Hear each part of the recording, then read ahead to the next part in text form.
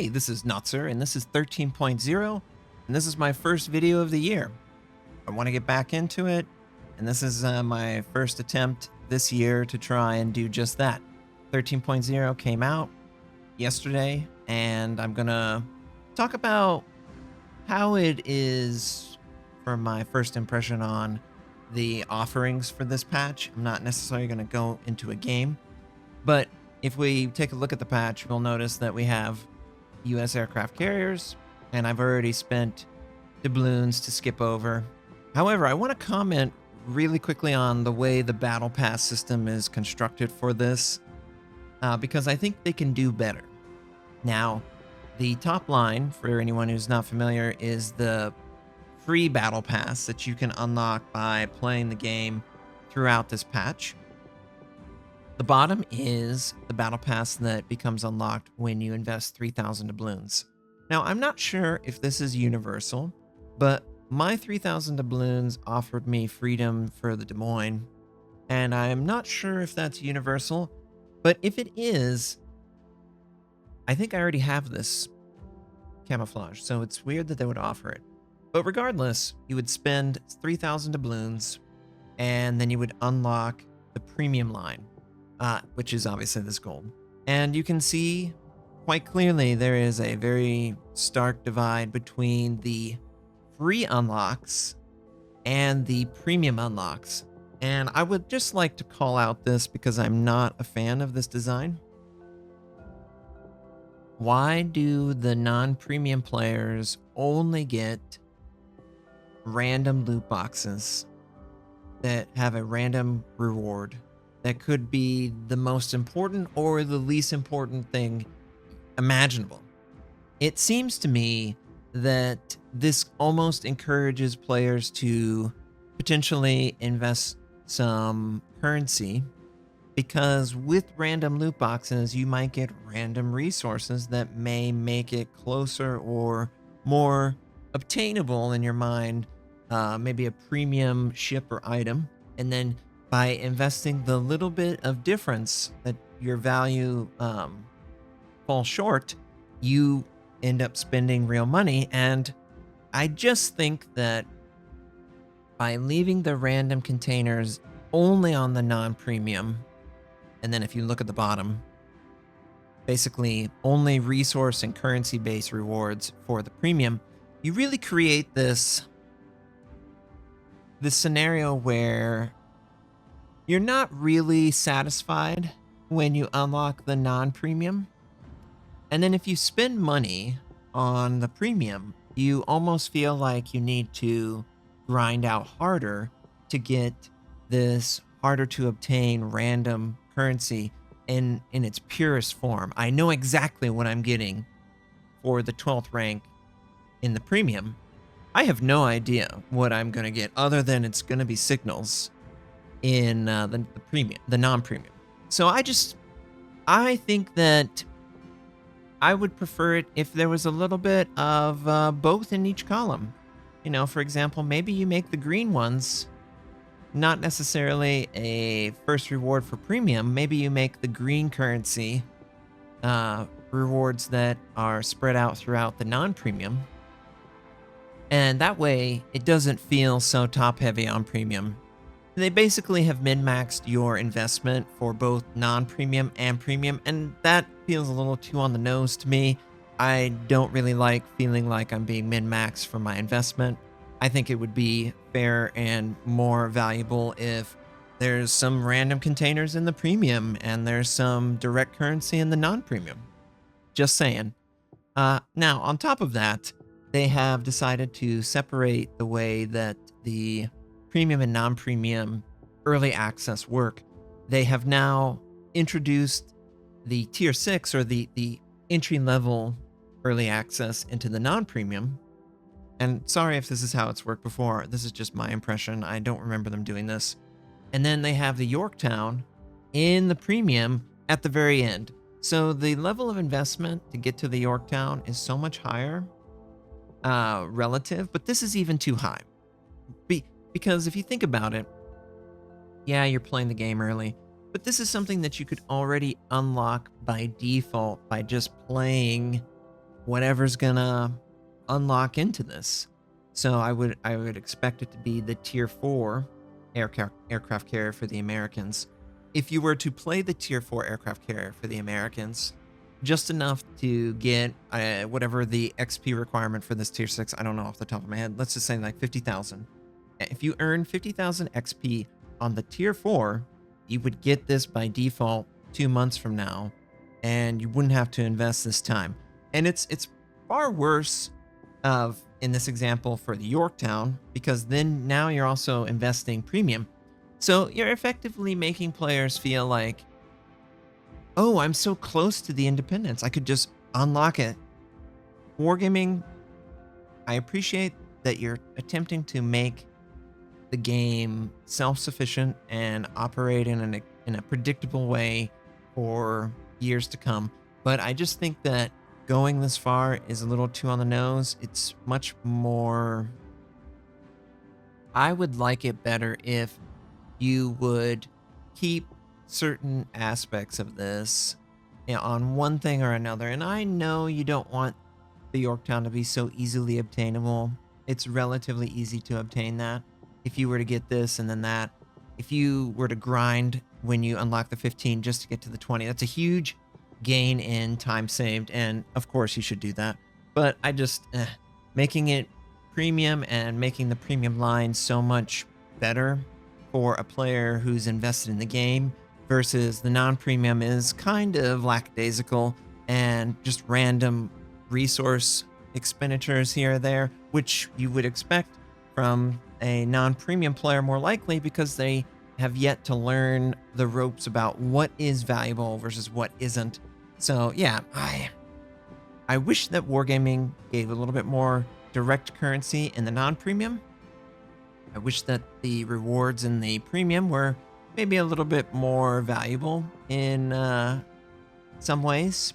For maybe a premium container, a nice shiny premium container in the premium line, just to break it up a little bit so both have something that they can value along the line that is valuable versus, you know, if I'm someone who just needs certain resources and I don't want to spend real life money because I don't have the money to spend these days, I'm basically stuck just rolling dice constantly. Whereas if I spend 3,000 doubloons, I'm stuck rolling dice constantly. And also I get direct currency that may be exactly what I want. It's putting too much of a carrot on a stick right in front of me. And I just think that for the game's health, I wouldn't necessarily do that. Now, that's not the only thing that came out in 13.0. We have obviously the early access to the support CVs. Now, the support CVs are different from the mainline Americans in a number of ways. The support CVs have 2 tactical squadrons. Tactical squadrons do not have a finite resource in aircraft. It's basically whenever the aircraft is prepared, you can use it and be successful in sending the squadron and doing the mission, and it'll be a fully empowered squadron each time. Very similar to the USS Hornet, right? With the unique squadron.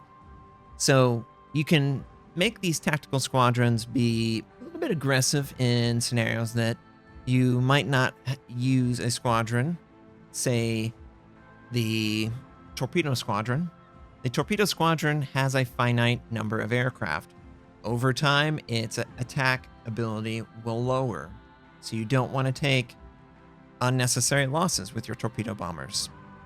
You don't have that threat with the tactical squadrons that are HE attack aircraft and HE dive bomb. So both of these can be used aggressively against fighter defended ships, like an aircraft carrier or a battleship. Maybe even a fighter with a patrol fighter, you could attack into it, and as long as you got the attack off, there wasn't any concern for the squadron being wiped out because that squadron will always be destroyed or thrown away. And it's really just the preparation time of the squadron that you are waiting for. And that will always be the same no matter how many aircraft are wiped out in a tactical squadron. These are also responsible for spreading smoke, and the smoke curtain can protect your friendlies from dying, early to focus fire. I like to use this on battleships and cruisers that need some concealment if they're in a position where they're taking too much damage or they're trying to disengage. It works really well there. The only squadron that the support CVs have a chance of losing are the torpedo bombers. So you want to invest a ton in shooting the torpedo bombers down of the support squadrons, the support CVs, because that will stick. Not so much into the attack aircraft and the dive bomb. You want to maneuver more than anything with the HE bombs and the attack aircraft if you're the defensive ship, because you will not be able to incur losses on the support CV other than reducing the damage it does to you directly.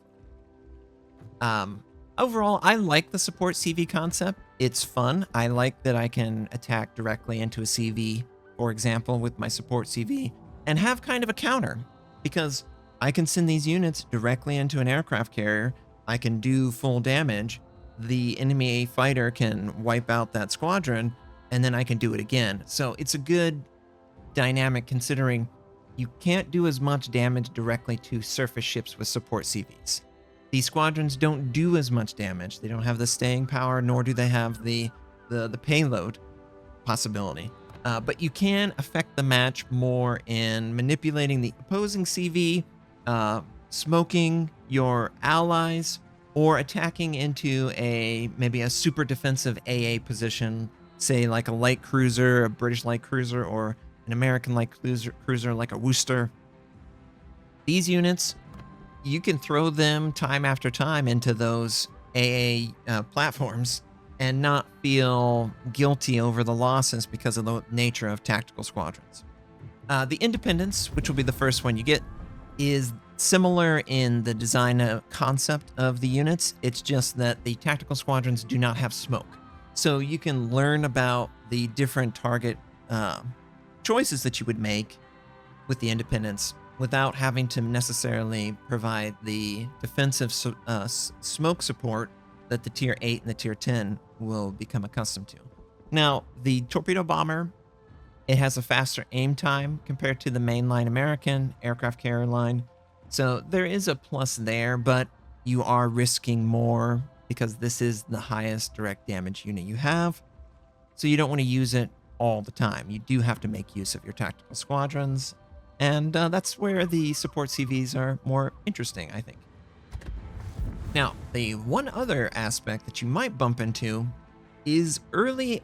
We've got the super testing of the Commonwealth Cruiser line. This is the cruiser line that will have access to submarine surveillance. And you can see an example of it on your screen right now. This is without the extra charge on consumables, so you can get potentially 4 charges of submarine surveillance. So it looks like Wargaming wants to go the limited charge route. Makes sense. The crawling smoke, this is not the Italian smoke. This will not instantly conceal you. This requires a little bit more finesse. If you've played other Commonwealth, you will be familiar with the concept. They can choose between defensive AA and hydroacoustic, and they come equipped with heal at Tier 8. Do they come equipped heal at? Nope. So I think Tier 8's probably win the heal. They do get submarine surveillance at Tier 6. I don't know about the Tier 5 because it's not available, and the Tier 4 does not. So if you are a submarine and you bump into a Commonwealth cruiser, they will only be able to have access at Tier 6, and it's 6 kilometers on the 6. Looks like 7 kilometers or 8 kilometers on the 8. So that's a normal distance to an opposing submarine. So it's not like it's got like twice the range or twice the firepower. Now the Auckland, I believe it is the same hull as the Albemarle. So it has the Citadel on the outside, punishable, and it's got the soft nose that you can also whale into, and I'm sure the other ones are similarly vulnerable to fire. It's one of the weaknesses that you have to get over. And because of that, they're difficult to play, but I'm excited to play these off stream and off video because I can't record this. You know, this is the most you'll ever get out of this until you see it in early access, but I'm excited to see a submarine surveillance specialized cruiser line. I would potentially like to see a DD line, but the cruiser line is a good first step to see how they can hunt submarines with submarine surveillance versus hydroacoustic. I think it'll go a long way in making this line feel empowered to chase them down.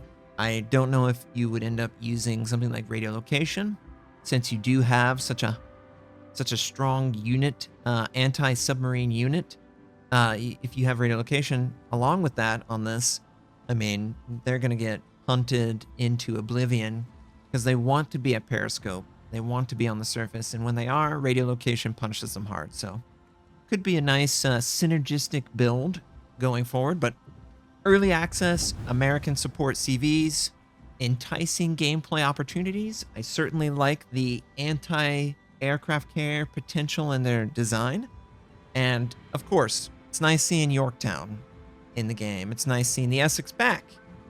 So if it ends up being, positive for the teams in the way they play, I think that's a great addition, and I can't wait for the continued balance tweaks that they are going to bring into the game for the aircraft carrier specifically.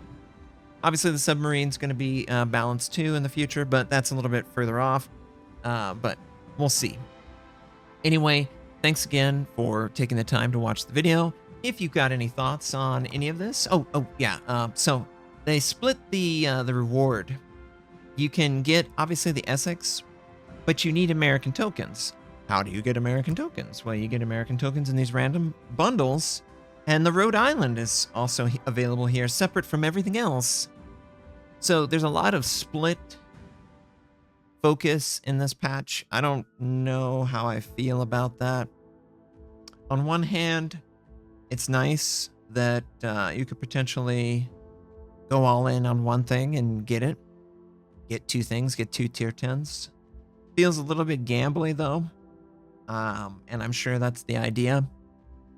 And then on the other hand, you're making people do 3 or 4 different things to get basically the same rewards that they're looking for. So it's a little bit of a stretch for me to be like, yeah, I think this is the perfect system and I wouldn't make any changes. I think you can tweak it a little bit and make it better overall for the player base without taking away your revenue stream. I do like the thematic aspects, and maybe you reward players for their investment in these particular ships, like a patch-based modifier that makes it easier for them to collect resources so they don't necessarily have to go and do it all. I know it's not something big, but I think, going forward, the best thing that Wargaming can do with World of Warships is listen to the players so that this can be the most successful naval-based game. There's no reason that this can't be something that players of all ages and interests come together and enjoy. It has the potential. It just needs to tweak aspects of the game so that it's more fair and, not something that's frustrating to almost everyone universally. So 13.0, excited for this patch. Excited to see how players approach the game going forward. And I really can't wait for the carrier and submarine changes. I will put a separate video out for that. I just wanted to get my thoughts on 13.0 and the release of it. Tell me what you think about the video. What do you think about 13.0? Is there an aspect that I highlighted that is a little bit more annoying than not, so that we can have a more direct discussion on it? For me, between all of the different things that are available, I would say I would like them to be a little bit more fair to the free-to-play player and the rewards that they offer. I think that giving a direct currency is a form of respect, quite honestly, because that allows the player to know definitively what they are actually doing. You don't know what you might actually be doing if you're getting these containers because it's all random. So I just think that this is probably the most annoying thing that you've done in this patch to me personally. And I would appreciate it if you would consider making some of the rewards direct currency rewards available to the non-premium player, the free-to-play player. I just think that that would go further to improve the relationship that the player has with the game than what you stand to gain from making people feel like they have to spend 3,000 doubloons on their battle pass so that they can get the currency that they actually care about. Just my thoughts on that. And obviously, tell me your thoughts. And if you have fought against a Yorktown or an Independence or an Essex in battle, was it the worst possible thing? Did any of you guys end up playing with me? I was playing for like the last 2 or 3 days off and on during the day. So just curious. Thanks again for tuning in. I hope you all have a lovely day, and I will catch you all next time.